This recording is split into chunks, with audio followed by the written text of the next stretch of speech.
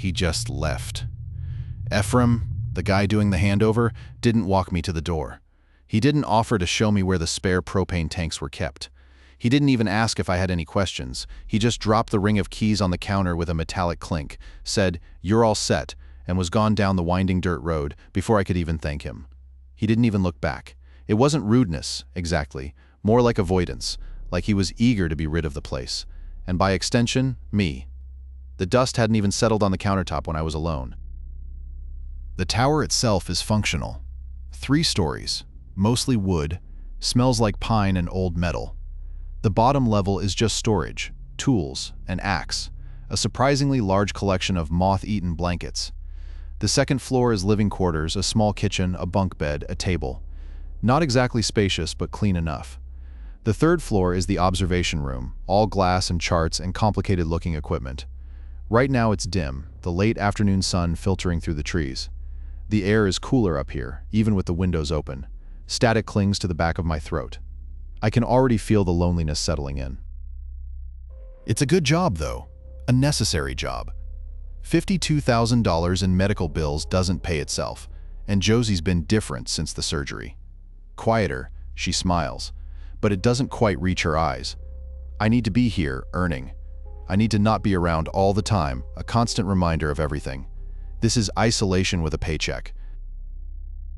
There was an envelope on the table, plain white, with my name typed on the front. It felt prepared, like they knew I was coming. Inside, a single sheet of paper typed in a Courier New font that felt aggressively utilitarian. Rules. The first one read, "If the same visitor comes 2 days in a row asking for the same person or service that is unavailable, notify management on the 3rd day. Do not engage with them." What? Who even has visitors up here? It's a fire lookout. It's literally in the middle of nowhere. Probably just some old-timer's paranoia, some local legend about a lost hiker. I chuckled, picturing a confused tourist repeatedly asking for directions to the nearest gas station. Number 2. Do not wear any fragrance, perfume, cologne, scented lotion on the premises. Wear only unscented products. Okay, that's specific. And kind of irritating. I actually like my sandalwood aftershave, but fine, unscented it is. Probably something about interfering with the smell of smoke, though it seems a bit dramatic. At the start of each week, read the previous week's maintenance log before beginning your shift. If any entry is marked with an asterisk, know the location of that entry before going anywhere. Asterisks? Really? This is getting stranger. It's a maintenance log, not a treasure map. Still, I can handle an asterisk. I'm good with details. Then it got really weird. If you step outside for any reason, wait at least 5 minutes before coming back in. 5 minutes. That seems counterproductive. What if there's a fire? Every second counts, but okay, 5 minutes. I could use the time to stretch. If a coworker doesn't appear for their shift and doesn't call, do not cover their station. Leave it empty and log the absence. Do not attempt to contact them. That's cold, but I guess it's about liability. If I cover for someone and something happens, it's on me. Makes sense in a grim way. Do not whistle, hum, or sing anywhere on the premises. If you hear anyone doing so, leave the area immediately. Seriously? No singing? I sometimes whistle while I whittle. It relaxes me. This place is already giving me the creeps, and now I'm supposed to be silent? I told myself it was probably just to avoid disturbing wildlife. Whoever leaves last must perform the following before exiting. Check every light switch. A pointless ritual, but fine. Flip the switches. Say each room aloud. This is getting ridiculous. I'm not talking to empty rooms. Walk the perimeter once. Okay, now they're just messing with me. Every 4 hours, record barometric pressure and wind speed in the physical log. Do not estimate, do not skip entries. That's standard. I can handle barometric pressure. I've done weather reports before, back in high school. No problem. The last one. All window shades in the observation room must be drawn before 8 p.m. If you arrive after that time and any are open, close them. Do not look outside before closing them. That one is unsettling. Not because of what it says, but because of the emphasis. Do not look outside. It's just a window. It's just a precaution, right? Maybe something about light pollution interfering with spotting fires? I folded the rules and tucked them into my pocket. It was almost 6 p.m. I should probably get acquainted with the equipment, check the radios, make sure everything's working. The sun was starting to dip below the tree line, casting long shadows across the observation room. I glanced at the large windows, then quickly looked away. It was probably just the light. But I found myself unconsciously straightening the already drawn shade on the south-facing window, just to be sure. I spent most of the morning calibrating the Osborne Fire Finder. It's a ridiculous piece of machinery, really. All angles in brass and a giant map of the surrounding forest. It felt archaic, like something out of a museum. But Ephraim's notes said it was still the most accurate way to pinpoint a fire's origin, especially in dense timber. I'd spent 2 hours getting it aligned with the known landmarks, double-checking bearings, adjusting for magnetic declination. It was tedious work, and the metal of the finder was cold even through my gloves. My fingers were stiff, and I kept dropping the little weighted pointer. I'd made a pot of coffee, the instant kind, and it tasted like burnt cardboard, but it did the trick. The tower was surprisingly quiet. Not silent, exactly. There was a constant low hum from the wind against the metal frame, a subtle creaking as the structure swayed. But it wasn't unquiet. It was the absence of sound that was striking. No birdsong, no insect chatter, no distant rumble of traffic, just stillness. I found myself checking the radio constantly, just to hear a voice, any voice, nothing. Around 11, a man came up the winding staircase, puffing slightly. He was older, maybe in his 60s, with a weathered face and a faded blue work shirt. He asked if a Josie worked here, said he was delivering a package for her. I told him politely that no one named Josie worked here. I explained that it was just me, seasonal help, and that I hadn't heard of anyone else stationed here. He seemed confused, apologized for bothering me, and left. He didn't seem threatening, just lost. Lunch was a stale sandwich and an apple. I whittled a little bear while I ate, trying to occupy my hands. It was a simple shape, mostly round, but I liked the way the wood felt under my knife. Each curl of shaving was a little release. I was thinking about Kit, my daughter. She loves bears. I was planning to paint this one for her. The next day, the same man was back. Same weathered face, same faded shirt, same question. "Excuse me," he said, his voice a little hesitant. "Is Josie here? I have a package for her." I repeated myself, explaining that no one named Josie worked here, that I was the only one on duty. He looked increasingly flustered, muttering something about getting the wrong location. He thanked me and turned to leave again. He paused at the base of the stairs, glanced back at me, then continued down.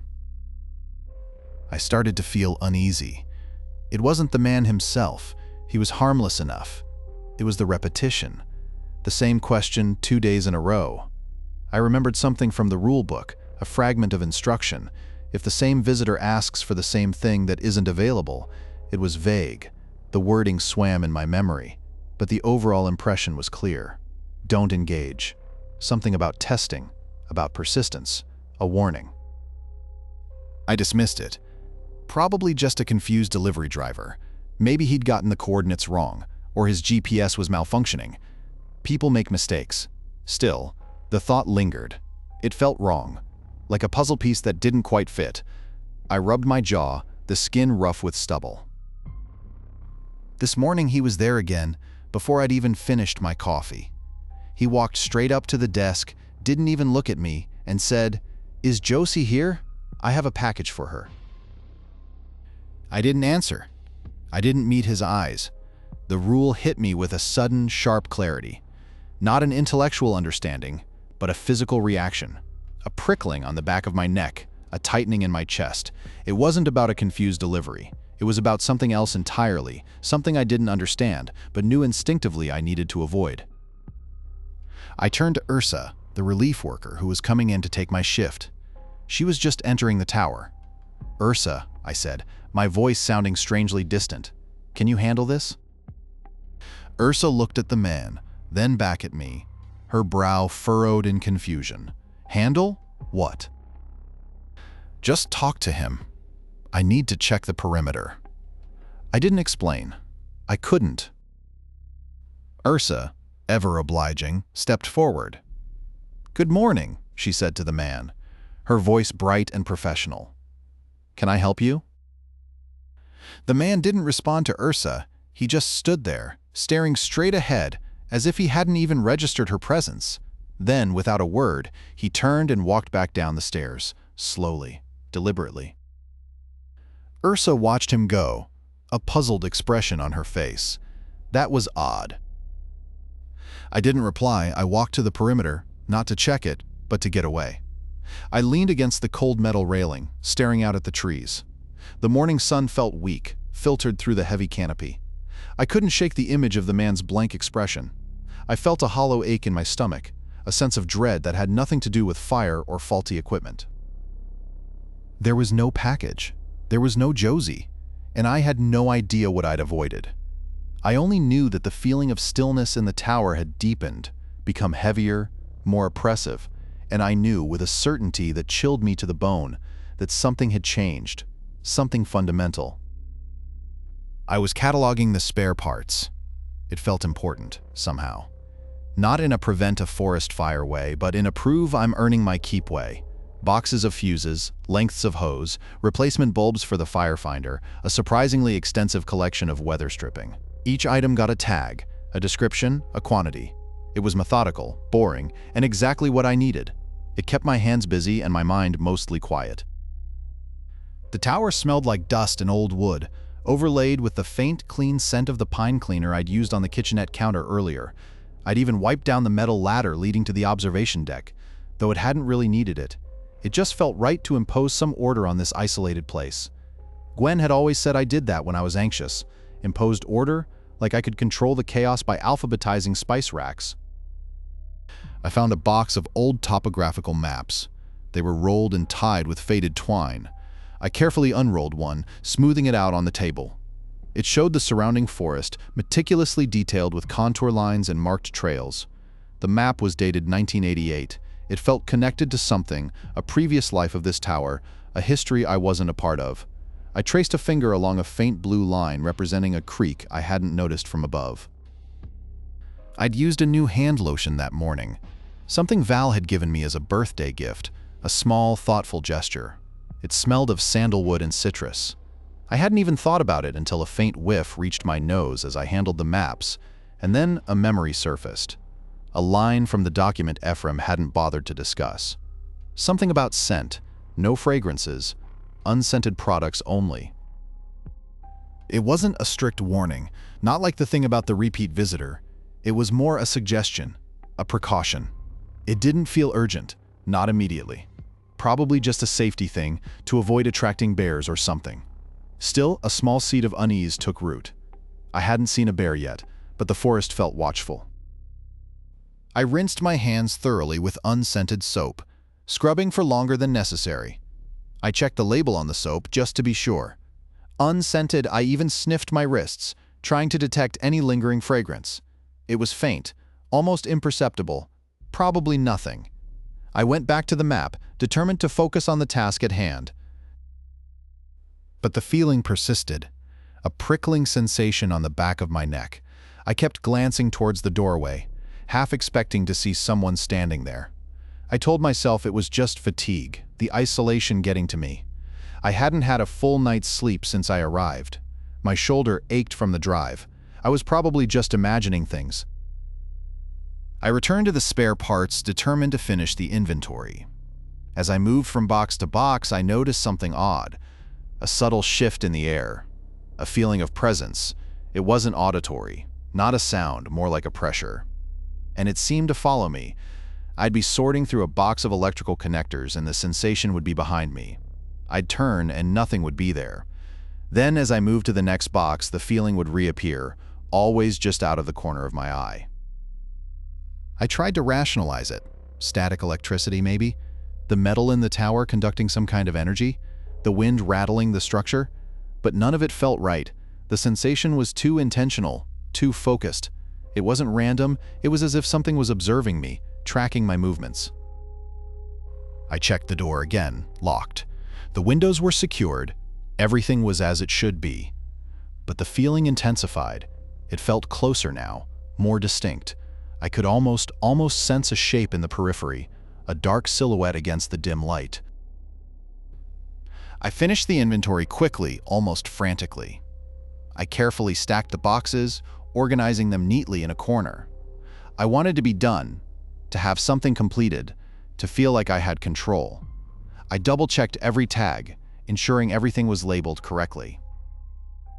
As I finished, I looked up, and for a split second I saw it, or thought I saw it. A flicker of movement in the hallway outside the kitchenette.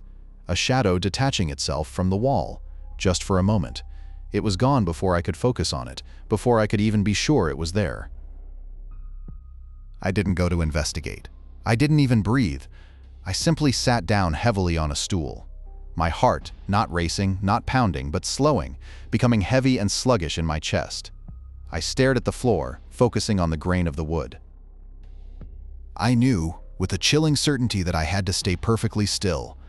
I couldn't make a sound. I couldn't move. Whatever it was still there, watching, and I had a feeling it was waiting for me to do something. Anything. I sat there for what felt like hours, not daring to blink. The tower creaked and groaned around me, but I ignored it.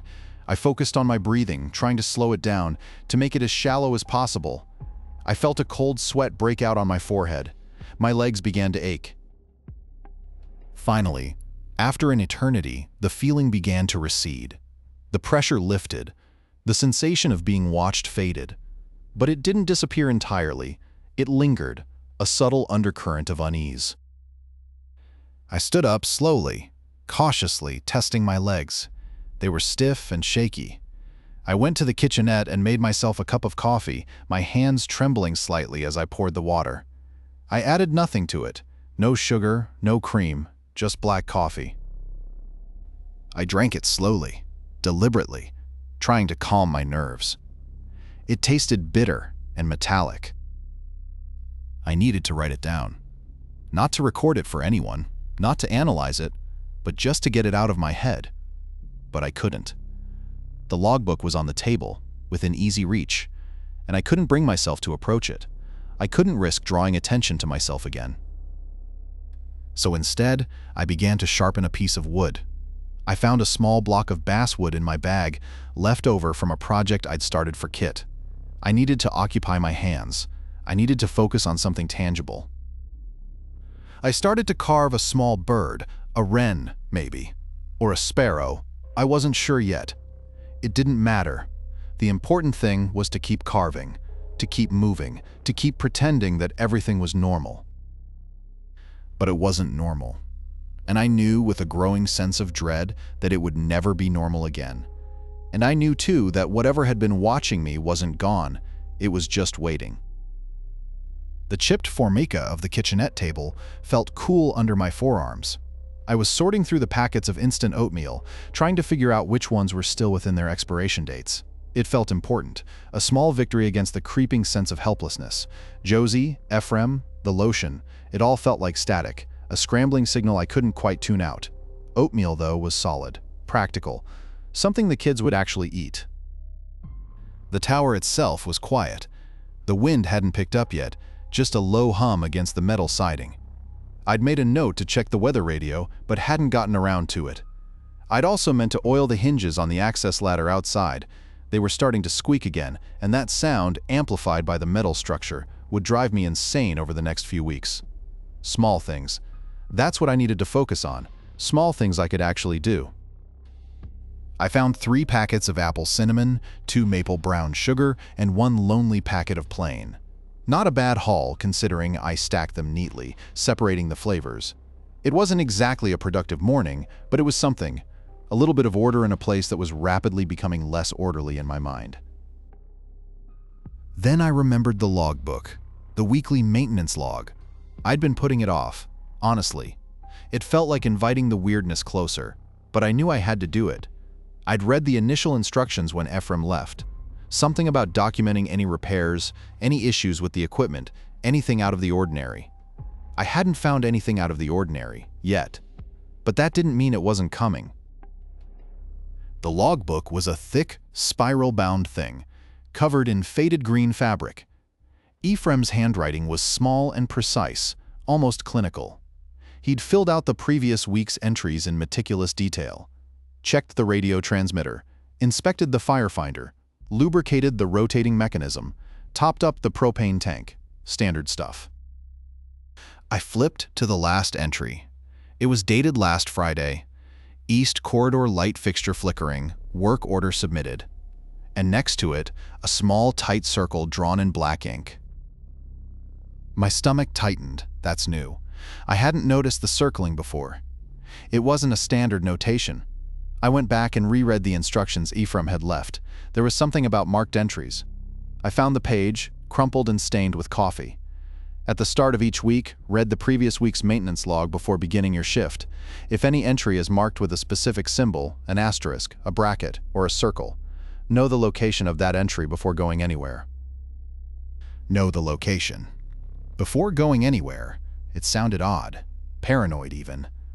Probably just Ephraim being overly cautious. He'd been up here a long time. Maybe he'd gotten a little eccentric. It was a flickering light bulb, for crying out loud. I'd probably just fix it and be done with it. But the circling, it felt deliberate. A warning. I pictured the east corridor, a narrow passageway running along the outside of the tower, connecting the generator room to the storage shed. I hadn't been down there yet. I'd been meaning to check the generator, just to familiarize myself with its operation, but I'd kept putting it off. Now, though, I needed to know what was down there.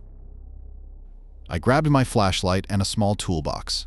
I hesitated for a moment, then double-checked the battery level on the flashlight. I walked toward the east corridor, my boots echoing on the metal floor. The corridor was narrow and dimly lit, even with the weak light filtering through the grimy windows. The flickering light fixture buzzed overhead, casting erratic shadows. I shined my flashlight around. The bulb was indeed flickering, almost to the point of going out. I could replace it easily enough. I had a spare in the toolbox. But then I noticed something else. The work order request, taped to the wall next to the light switch, was still there. Untouched, unaddressed. No one had ever come to fix the light. I frowned. That didn't make sense. Ephraim was meticulous. He'd submitted a work order. Someone should have been out here to fix it, unless something had prevented them. I replaced the bulb. It shone brightly, banishing the shadows. The corridor still felt wrong, cold, oppressive, and the work order, still taped to the wall, seemed to mock me with its unanswered request. I went back to the kitchenette, a knot forming in my chest. I hadn't fixed the problem, I'd just replaced a light bulb. The work order remained. The circled entry in the logbook hadn't been resolved. I needed to call it in. I needed to report that the work order hadn't been completed. But it was almost noon, and I had a scheduled radio check with dispatch. I didn't want to bother them with something so minor. I could do it tomorrow. I would call them tomorrow, and the silence, the quiet hum of the tower, felt heavier than it had before. It wasn't that I was scared, exactly. It was just incomplete. Something was left undone. I was cataloging the emergency supplies. It was tedious, honestly. Checking expiration dates on bandages, making sure we had enough water purification tablets, counting the number of flares. Just inventory. The kind of thing you do to fill time, to feel like you're being productive when really you're just delaying the inevitable boredom of a long, empty shift. I'd stacked the boxes neatly against the north wall of the main living area, making a little chart on a notepad with the item and the quantity. The radio crackled. A burst of static was followed by Gwen's voice from dispatch. Just a routine check-in. She asked about the weather. I gave her the current visibility and wind speed. She confirmed my location. Standard stuff. I signed off after 5 minutes, the silence returning almost immediately. It was a strange kind of silence, though, not peaceful, more expectant, like something was holding its breath. I glanced at the clock. Almost 11. I hadn't eaten lunch yet, just a granola bar and coffee this morning. I decided to make a sandwich, turkey and cheese on rye. I kept everything pretty simple up here. No point hauling a bunch of fancy groceries all the way up the mountain. As I was spreading the mustard, I remembered the bird feeder. I hadn't refilled it since I arrived. I'd seen a few chickadees flitting around, looking disappointed. It was a small thing, but Josie, my daughter, would have been upset if she knew I hadn't taken care of the birds. She's obsessed with them. She's 8 and knows all their names, or at least what she thinks their names are. The feeder was mounted just outside the small kitchenette window. I opened the window, the cool, dry air rushing in. It smelled like pine and dust. I grabbed the bag of birdseed from the pantry and stepped onto the small metal platform outside the window. The platform was just big enough for one person, really. I started pouring the seed into the feeder, enjoying the brief moment of sunshine. The view was spectacular, rolling hills covered in trees, stretching out as far as the eye could see. It was easy to forget about the bills, the surgery, everything for a few minutes. Just me and the birds. Then I noticed something move in my peripheral vision. A dark shape flickering at the edge of the woods. I turned my head, trying to get a better look, but it was gone. Probably just a deer, or a shadow. I went back to filling the feeder. I finished pouring the seed, then turned to go back inside, and that's when I saw it. A glint of metal reflecting the sun, just beyond the edge of the trees. It was too deliberate to be a natural reflection. It was watching. I started to step back inside, and a sudden, sharp scent hit me. Not pine, not dust. Something sweet and cloying, almost floral, but underneath it, something metallic. The sandalwood and citrus lotion. My lotion. I hadn't used it since yesterday morning, and I hadn't taken it with me outside. A wave of dizziness washed over me, and I gripped the window frame for support. It wasn't that I was scared. Exactly. It was disoriented. Like my brain was trying to reconcile two conflicting realities. I looked back at the woods. Nothing, just trees. But the scent was stronger now, and the metallic glint seemed closer. I remembered something. A fragment from the manual I'd skimmed during training. Something about going outside, about waiting. It wasn't a clear memory, more of a feeling, a warning, something about a duration. 2 minutes? 5? It felt important, critically important. I dismissed it. It was probably just a safety precaution, something to prevent accidents. A way to make sure you weren't walking into a wasp nest or something, overthinking it. I was just being paranoid. It was a beautiful day, and I was letting my imagination get the better of me. I started to climb back inside, reaching for the windowsill. Then a twig snapped. Close. Too close. Not a natural break, but a deliberate step. I froze. Every muscle in my body tensed. I didn't complete the movement. I remained halfway between inside and outside, 1 foot still on the metal platform. I waited. I forced myself to wait. The scent hung in the air, thick and suffocating. The silence was absolute. I could hear my own heartbeat, a frantic drum against my ribs. After what felt like an eternity, but was probably closer to 1 minute and 30 seconds, I carefully, deliberately, stepped the rest of the way inside. I slammed the window shut and latched it. I didn't look back. But as I turned around, I realized something was different. The kitchen, moments before simply a functional space, now felt observed. I wasn't alone, not in the literal sense, but I was being followed. Every time I moved to grab the bread, to finish my sandwich, I could feel something mirroring my movements, a presence just outside my periphery. It wasn't chasing me exactly, it was keeping pace. And I knew, with a chilling certainty, that it would continue to do so for the rest of my shift. I finished the sandwich and tossed it, barely touched, in the trash. I needed to check the perimeter and the east corridor. I hadn't forgotten about what was in the logbook. Not this time, but now it felt like something else was remembering for me. I was sorting through the dried food packets, beef jerky, those awful fruit leather strips, instant oatmeal, the usual. We got a resupply every 2 weeks, flown in by that bush pilot, Lorne. He didn't talk much, just handed over the boxes and asked if I needed anything from town. I always said no, didn't want to explain the price of eggs, or anything else, really. Trying to get a handle on expiration dates, stacking the newer stuff towards the front. It was a pointless task, honestly. I'd eat most of it out of boredom before it went bad.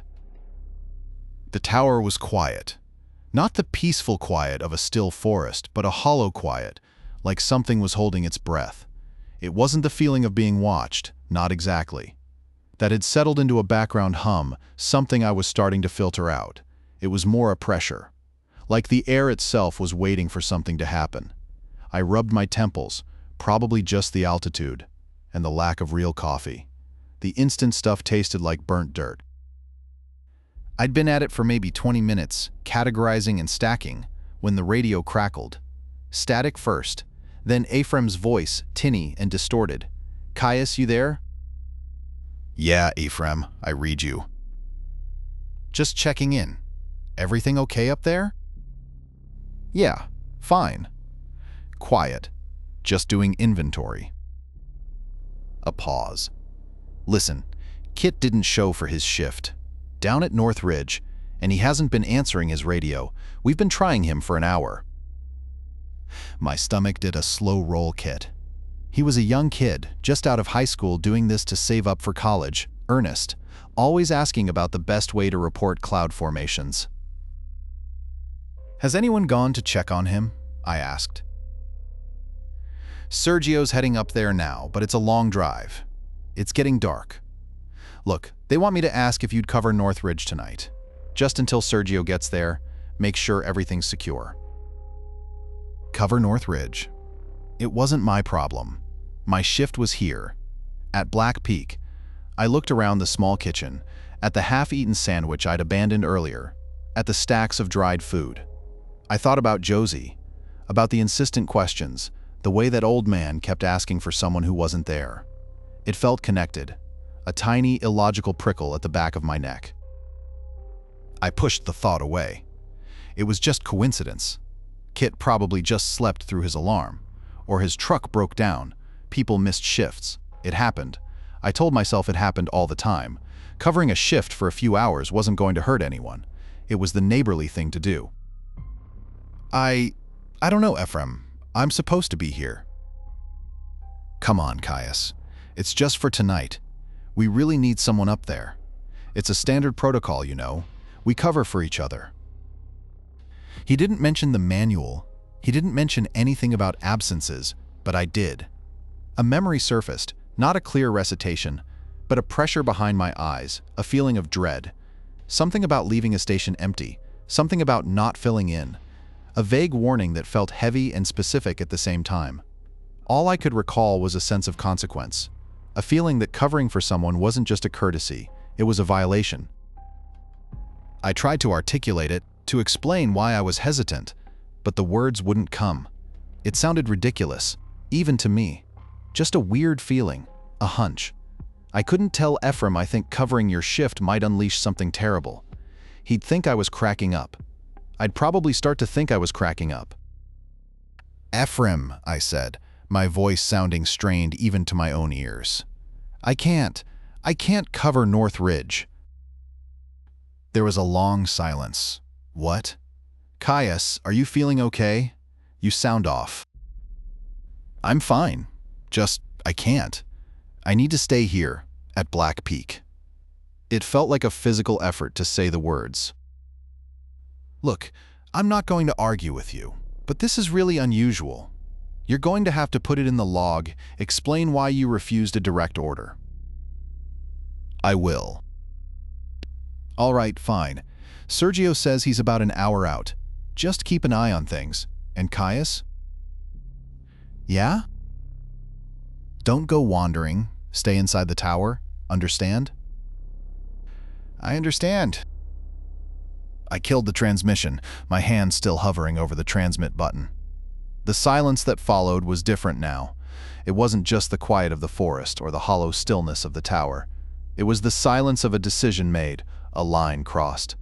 I had refused, and I had a sickening feeling that whatever Kit hadn't answered, whatever Sergio was driving towards, was now aware of my choice. I went back to the food packets, but I couldn't focus. My hands were cold. I found myself checking the latch on the window again, then again. It was secure, but the feeling of being watched hadn't lessened. It had intensified. I realized I hadn't even touched my sandalwood and citrus lotion since the incident with the re-entry. I didn't want to.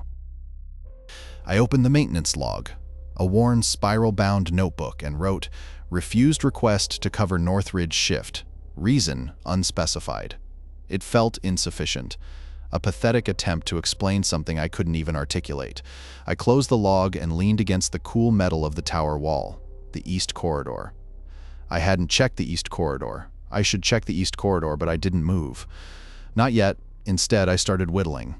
I found a piece of basswood in my kit and began to carve, the small knife moving mechanically, shaping the wood into something resembling a bird. It wouldn't be a very good bird. I hadn't made anything good in days.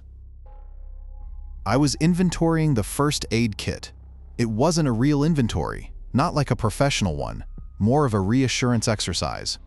Band-Aids, antiseptic wipes, gauze, burn cream, a small pair of scissors that looked like they'd been sharpened with a file, all present and accounted for. It was stupid, really. What kind of injury was I preparing for up here? A sprained ankle during a quick trip to the outhouse? A paper cut from the maintenance log? Still, it gave me something to do with my hands that didn't involve wood and a knife. The tower smelled like dust and old metal. It was a dry cold, even for late September. The kind of cold that settles into your bones and doesn't let go. I checked the expiration dates on everything, even the stuff that was clearly decades past its prime. It probably should be replaced. But who was going to replace it? Not Sergio. Not anytime soon. He was a good guy, but stretched thin, like everyone else. I made a mental note to add first aid supplies to the already monumental list of things I'd need to discuss with Val when I finally got back. Assuming I got back. I was sorting through the blister treatment when I realized I was humming. Just a little tune, something Ursa used to sing to the kids when they were little, a silly little thing about a bumblebee. I hadn't even realized I'd started. It died mid-note, a strangled sound in the confined space. And then something felt wrong.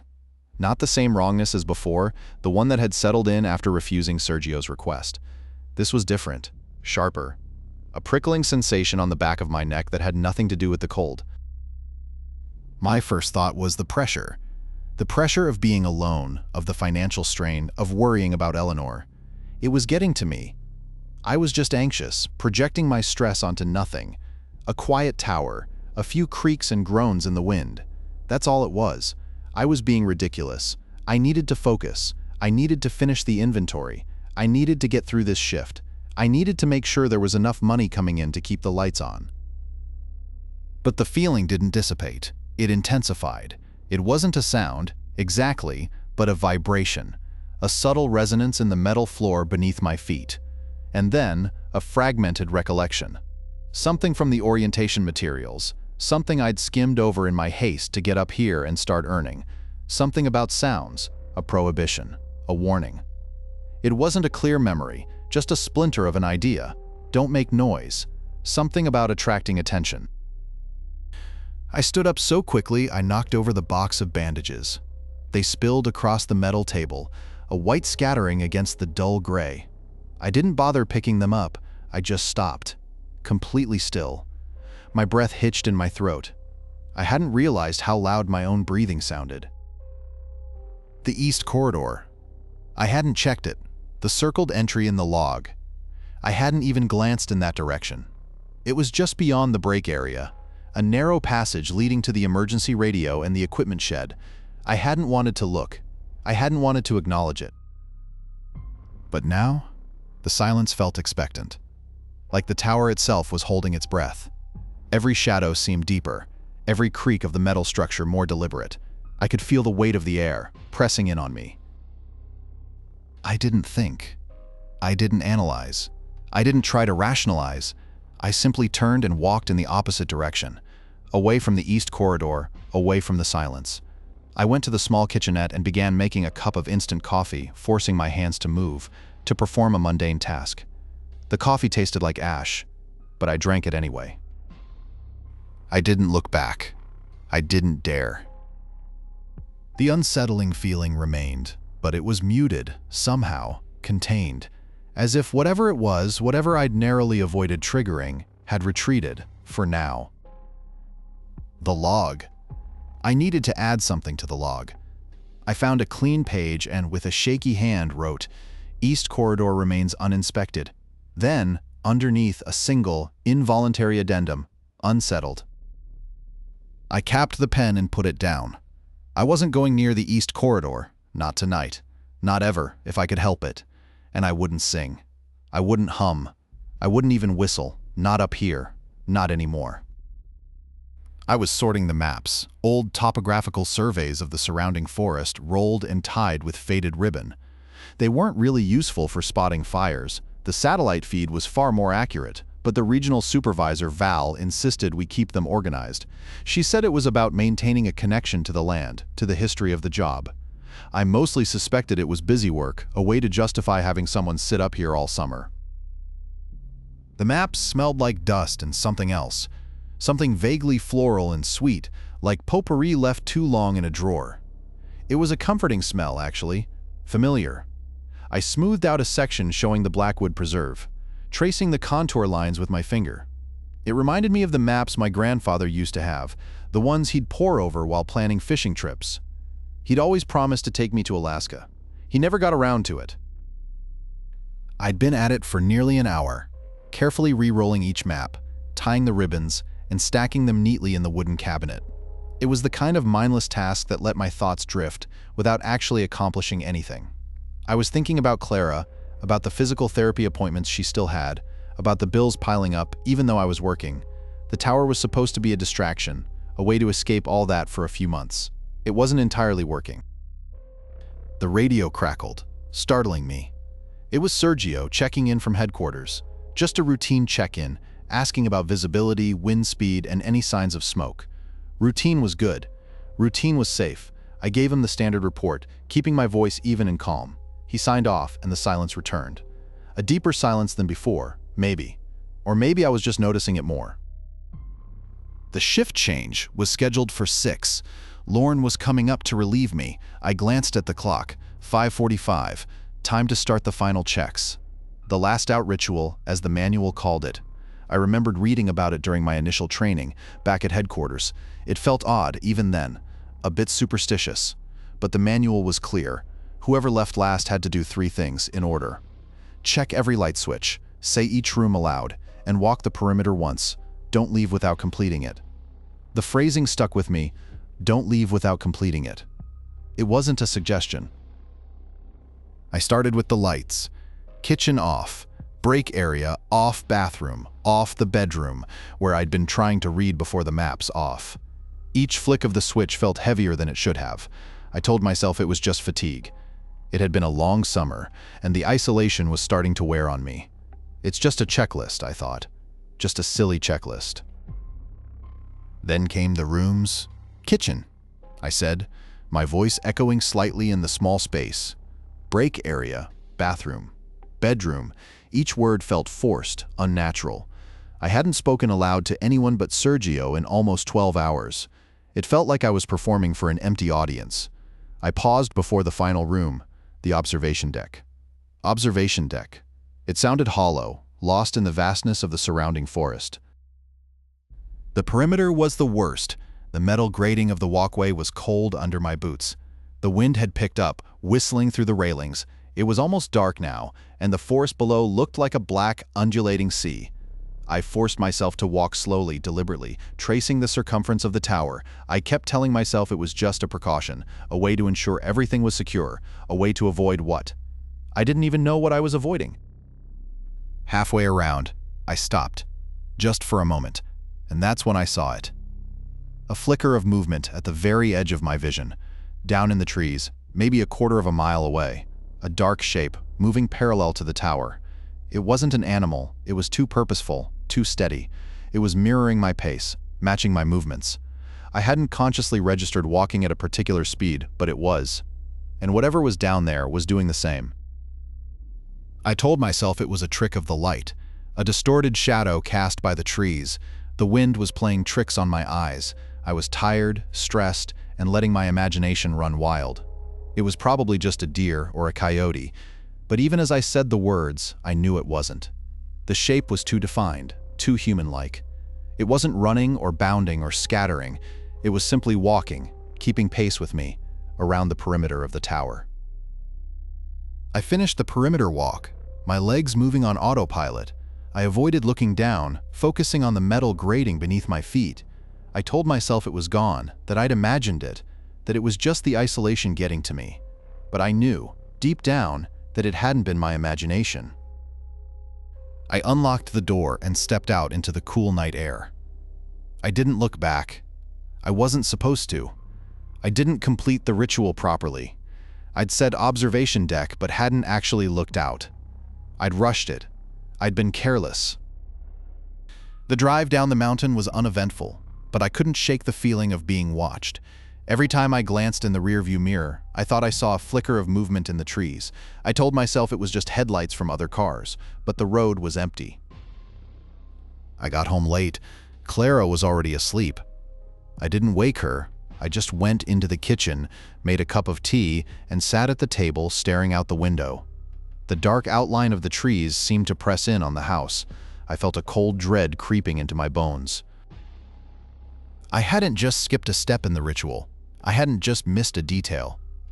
I'd left something behind, and I had the sickening certainty that it was waiting. I was cataloging the supplies. It wasn't a scheduled task, not exactly. More like occupational therapy, something to do with my hands that wasn't whittling.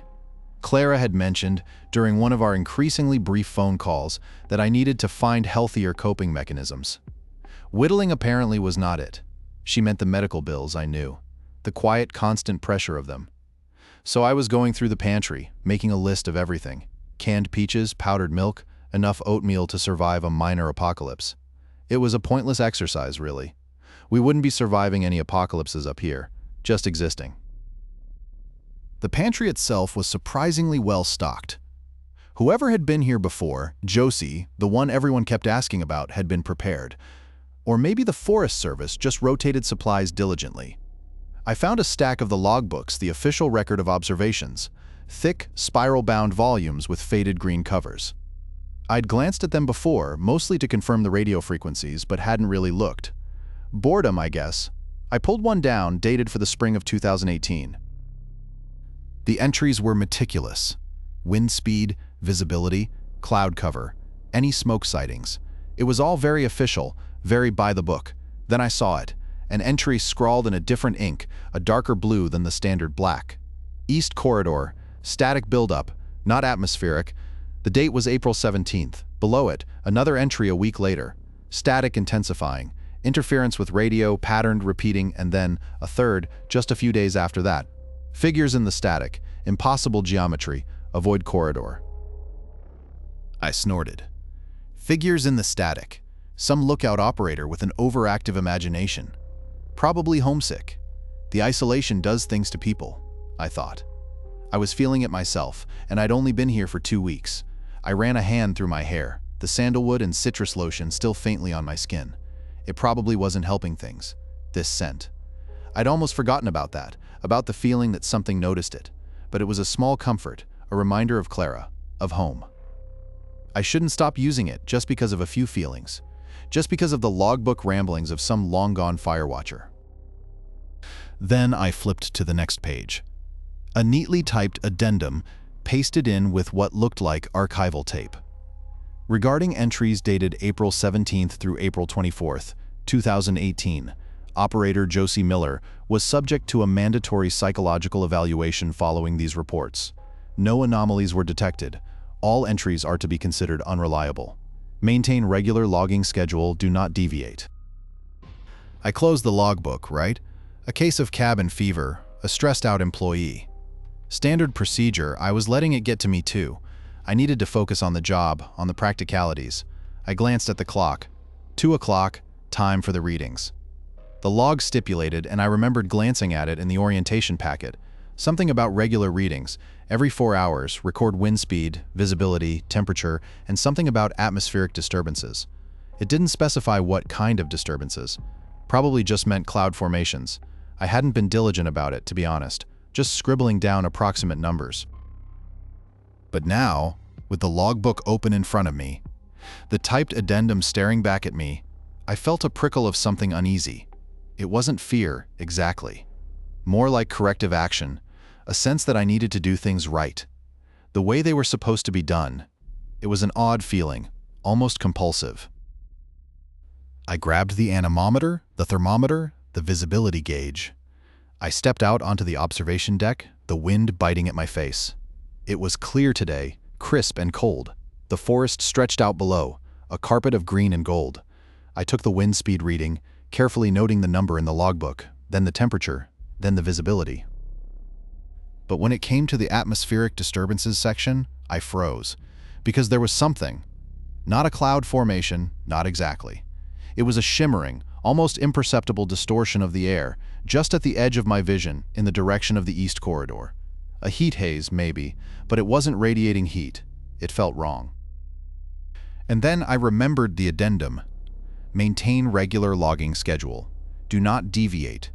It wasn't about cloud formations. It was about everything. About recording anything. Anything at all. That wasn't normal. About being precise. About being thorough. About not ignoring anomalies, even if they didn't make sense. I needed to record it. I needed to document the shimmer, the distortion. But to do that, I had to stay out here. The rule, as I remembered it, was about consistent intervals. No gaps, no estimations. If I went inside, even for a moment, to grab a better instrument, to get a more accurate reading, I would be breaking the schedule. My phone buzzed in my pocket. Clara. I hadn't checked it all day. I knew she'd be worried. I hadn't been able to give her a specific time for my check-in. Just a vague promise to call sometime this afternoon. I needed to call her back. I needed to tell her I was okay. I needed to reassure her, to hear her voice. But I couldn't. Not now. Not if I wanted to follow the rule. Not if I wanted to avoid whatever the consequences were. I looked at the shimmer, growing slightly more defined. It wasn't a heat haze. It was something else. Something that didn't belong.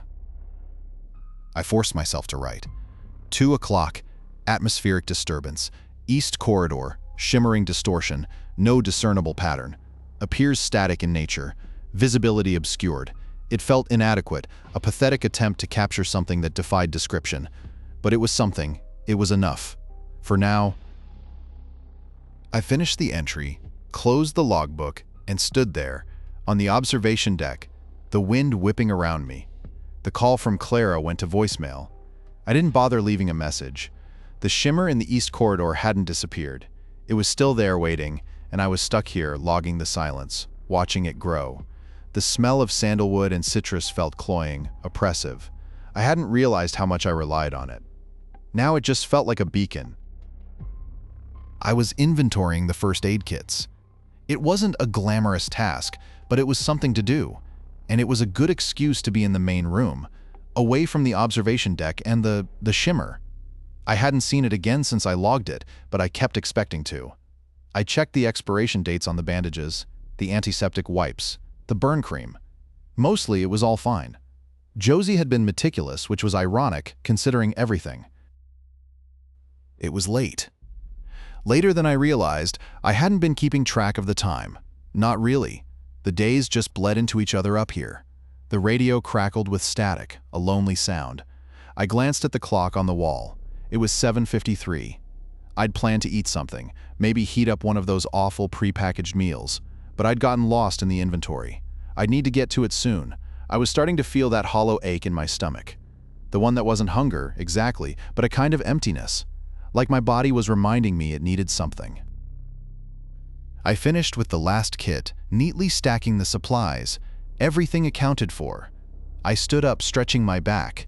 It popped in a couple of places.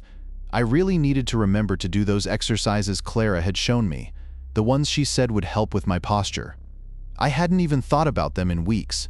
Everything felt distant, like I was looking at my life through a thick pane of glass. As I turned to leave the main room, I noticed the windows. All 4 of them along the south wall.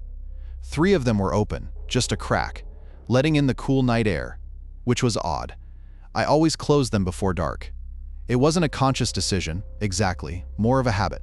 Something I'd done for as long as I could remember. And the maintenance log that circled entry about the east corridor. It had made me hyper-aware of everything being right, everything being in its place. I started towards the first window, intending to close it. Maybe I'd just forgotten. Maybe I'd been distracted. It was easy to get distracted up here. I reached for the cord, my fingers brushing against the cool glass, but then I hesitated. A flicker of something in the parking lot caught my eye. It was dark, of course, but I could make out the shapes of the vehicles. Old Man Hemlock's beat-up pickup truck, the Forest Service SUV, My own car. And another. A dark sedan parked at an angle I didn't recognize. It hadn't been there earlier. I was sure of it. I'd walked across the parking lot to the outhouse not an hour ago. I'd definitely noticed all the vehicles, and that one hadn't been there. I remembered something then, a fragment of a rule, something about windows, something about not looking, about closing them before it got dark. Before something happened, it wasn't a clear memory, just a vague sense of unease, a prickling at the back of my neck. It felt important, though, crucially important. Rationalizing it was easy. Someone probably just drove up while I was inside. A late arrival, a ranger checking on the tower. Nothing to worry about, but my hand was already moving, faster now, pulling the cord. The window shuttered closed, blocking out the view. I moved to the next window, repeating the process. Another cord, another shutter. The third window was the worst. As I pulled the cord, I risked one last glance outside. Just a quick peek, and there it was, the sedan. Still there, but different. It wasn't the car itself, but the space around it. The parking lot seemed stretched, distorted, like a photograph that had been pulled too tight. And in the space between the car and Hemlock's truck, I saw a shadow, not a normal shadow cast by the moonlight. This one was wrong. Too long, too dark. It didn't conform to any known geometry. I slammed the window shut, my breath catching in my throat.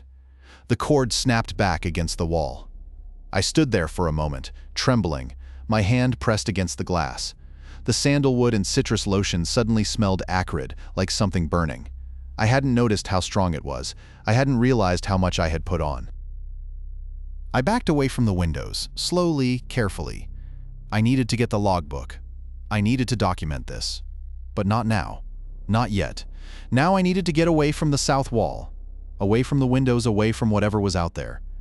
I turned and headed for the kitchen. The image of that stretched parking lot and that impossible shadow burned into my mind. I could feel my pulse thrumming in my ears. It wasn't hammering, not exactly, more like a frantic, erratic drumming. A desperate attempt to signal some kind of danger. I needed coffee. Black, strong coffee. And I needed to ignore the nagging feeling that, no matter how many windows I closed, I was still being watched. The drive down was normal as it could be anyway. It had been 3 months since the shift ended. 3 months since I'd locked the tower and handed the keys to the regional supervisor, a woman named Val who didn't make eye contact. Josie's name hadn't come up, not once. Looking back, maybe I'd imagined the whole thing with the repeated inquiries. Just stress, just wanting to get out of there, just being overly sensitive. The highway unspooled gray asphalt under a gray sky. I'd driven this road enough times back and forth to visit my mother, who lived 1 hour past the tower. Back and forth for doctor's appointments for Sarah. Back and forth, always back and forth. I kept my hands at 10 and 2, trying to focus on the road. The radio was off. I hadn't turned it on since I'd remembered that rule about not making noise. It wasn't a conscious decision, not at first, just a preference. Now, the silence felt safer. I stopped at the diner in Oakhaven, the same place I always stopped. Josie used to come here, apparently.